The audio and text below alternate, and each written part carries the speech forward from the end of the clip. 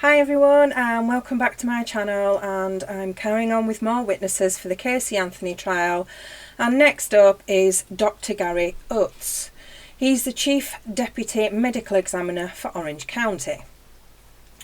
Prior to him being involved with the case, he was aware of Kaylee Anthony and that she was missing. On the 11th of December, he was in the middle of giving a deposition for another case when he was told by another colleague that the skeletal remains had been found, and obviously there was suspicion that it might be Kaylee. He was asked to take charge of the case until his colleague returned. So obviously the person in charge of him wasn't around, so they'd been asked to take over until they got back. His colleague had sent Steve Hansen to the scene prior to speaking to Gary. Steve had reported to him what he had found and that he would be bringing back some of the items he had found. Gary was there waiting to give a preliminary look at the remains before the FBI took them. The first thing he saw was a large bag which contained another bag which contained garbage bags, and there was also a fabric laundry bag and some remains, and there was also another bag which contained the skull, scalp hair and tape. Now I should have given a warning in the beginning, but this is going through all the remains, so if you don't want to hear about that, I suggest you skip this video. So photos were obviously taken, but they aren't showing them on screen. But there are two plastic type garbage bags with yellow hand ties. I think we all know what they look like. They're partially torn with litter and debris. Lying on top is a long bone, which Gary says is a leg bone. Steve Hansen told him that this bone was near the bag. He had just placed it on top of the bag. There is also the fabric laundry bag that's mixed in with the garbage bag and leaf litter. So they now show the skull along with the hair and tape, and then showing the skull with the pieces of tape that are near the mouth and jaw area. They show numerous pictures of the skull from different angles, and from above hair can be seen. The hair mass, or the big mat of hair, had plant roots growing through it. He says there was two pieces of tape that were stuck together. He thinks there were three, but he can't be certain. There was definitely more than one. When they tilted the skull, the mandible, which is the jawbone, actually stayed in place, which he says is really unusual, because when the body reaches that type of decomposition, the mandible is no longer attached to the skull. With all the tissue and everything, it's just going to fall off. So typically they aren't found together. So in this case, the mandible is still attached because of the hair mat that's keeping everything together, which has ingrown plant material, which is then growing up and keeping everything together.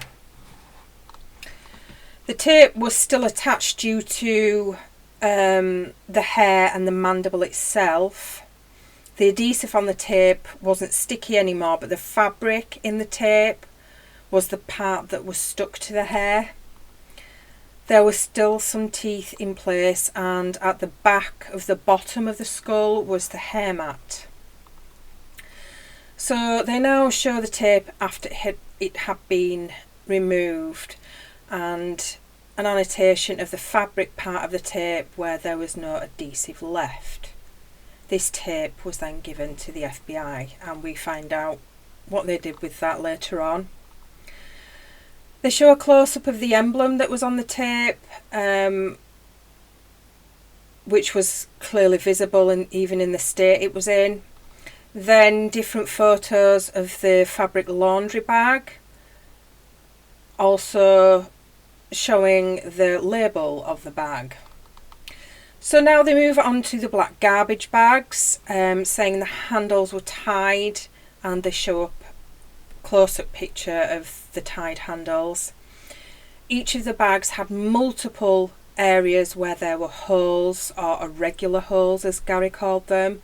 So then they show an even closer close-up of the knot. They then move on to a picture of what appears to be a pair of children's shorts. And this is when, for me, it just sinks in even more. So when they finish talking about the shorts, the testimony is cut short because Casey has been taken ill. So then we come back and they start showing a front view of the shorts. He says he can't rule out that some of the holes may have happened before decomposition, but this item of clothing is consistent with what he sees in decomposition. They now show the tag on the shorts. Next is the letters from a child's shirt. Gary had tried to put the letters together to make sense, because obviously he didn't know at the time.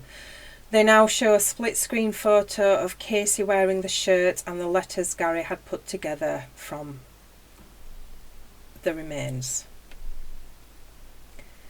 The next photo is what was left of the shirt and also the shirt tag, and as you can see there's barely anything left of that shirt.